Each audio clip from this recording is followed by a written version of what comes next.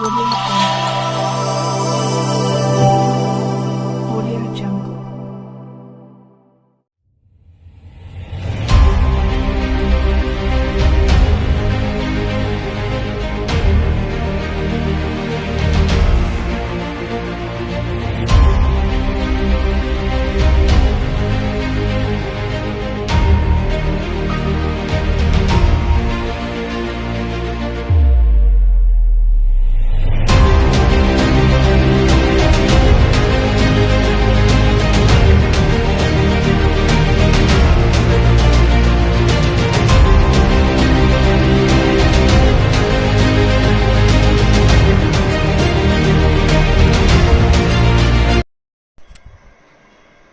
आज हम मौजूद हैं वाराणसी के भोजपुर इलाके में नेशनल हॉस्पिटल, जो कि पूर्वांचल ही नहीं, इस काशी का एक मान सम्मान प्रतिष्ठित गरीबों की निःशुल्क असहाय लोगों की मदद करने वाला नेशनल हॉस्पिटल, जहां पर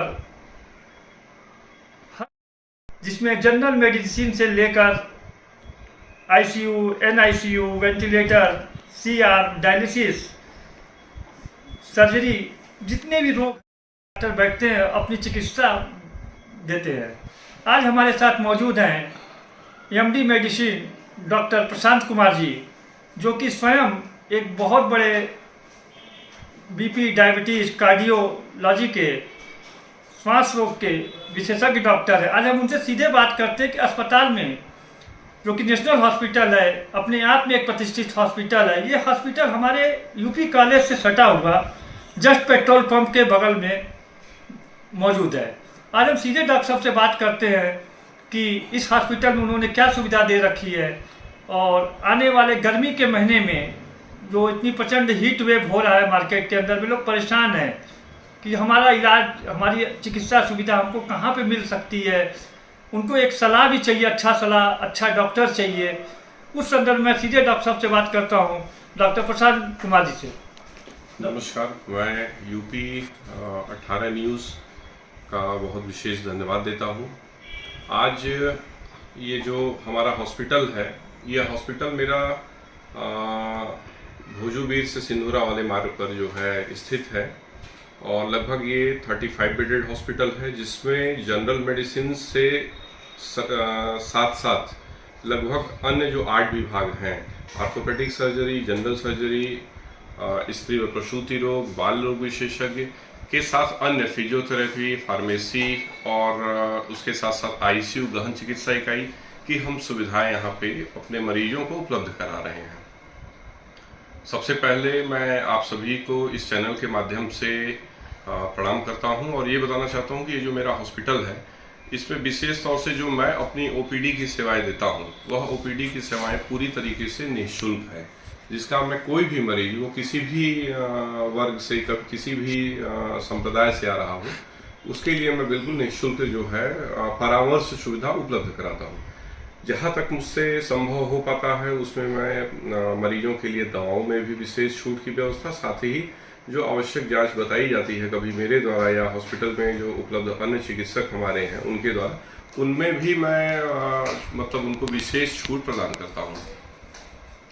यह हॉस्पिटल एक तरीके से अगर देखा जाए तो सिर्फ और सिर्फ जन सेवा, समाज सेवा और दया भाव से, और मरीजों के एक अच्छे स्वास्थ्य लाभ और उनको उनकी बीमारी की अवस्था से बाहर निकालने के लिए ही मैं प्रयत्नशील हूँ। यही मेरा एक संकल्प है, और इसी संकल्प को लेकर मैंने इस हॉस्पिटल की नींव रखी। और ये हॉस्पिटल जो चल रहा है, इसमें आप सभी समाज के सभी लोगों का, सभी बड़े लोगों का आशीर्वाद है, सहयोग है और विश्वास है।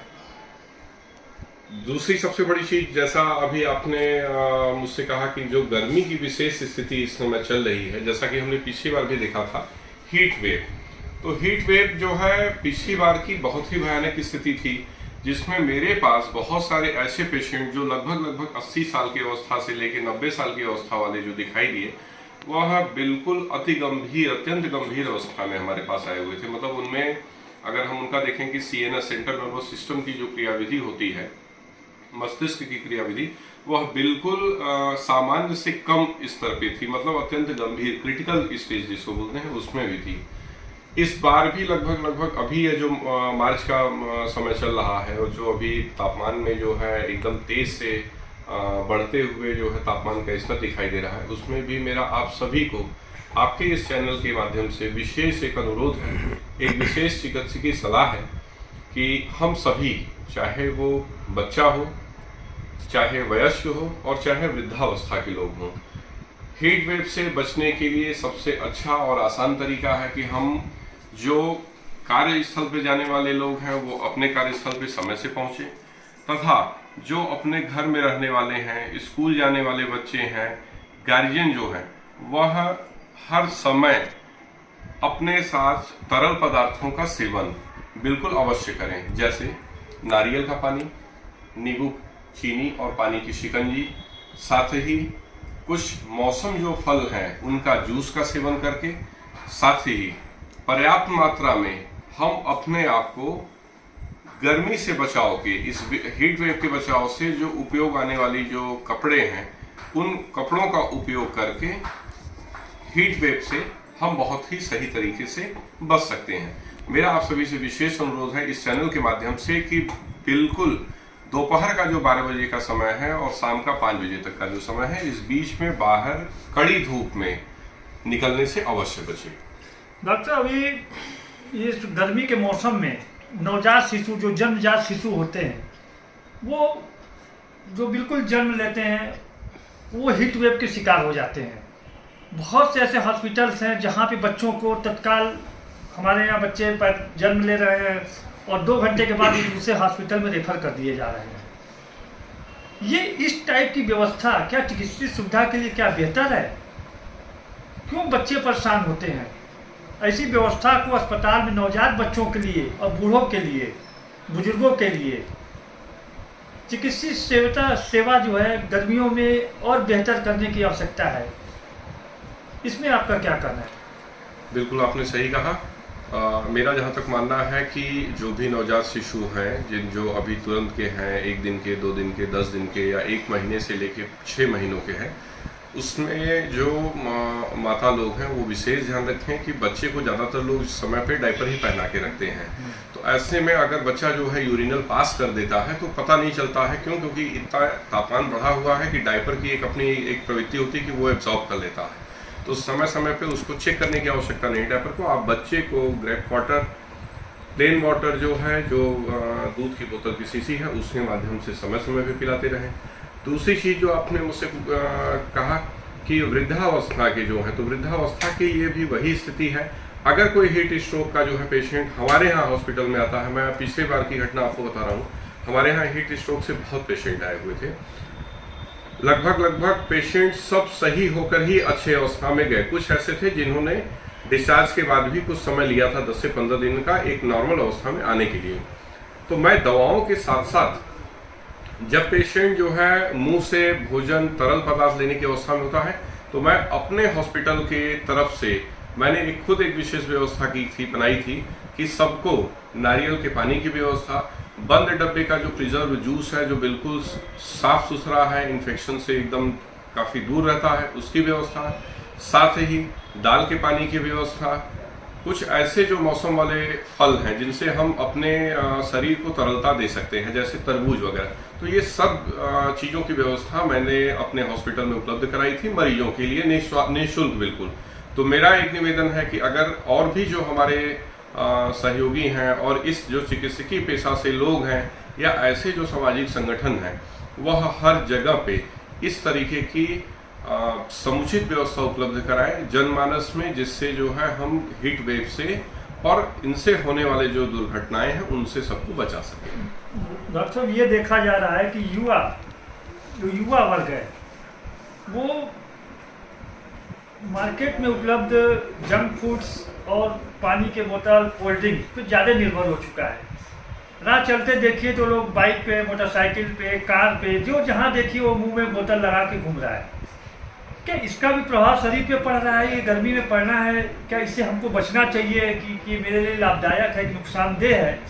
क्योंकि युवा इससे बहुत ज़्यादा पीड़ित है। राह चलते दिखता है कि ये कोल्ड ड्रिंक का बोतल मुंह में लगा के घूम रहे हैं, टेट्रा पैक यूज़ कर रहे हैं, जंक फूड खा रहे हैं। ये भी बीमारियों का बहुत बड़ा लक्षण है। लेकिन इस पर भी क्या मतलब आपका क्या विचार है, क्या सलाह है कि लोगों को, युवाओं को कुछ सलाह दे जिससे कि ये बच सके?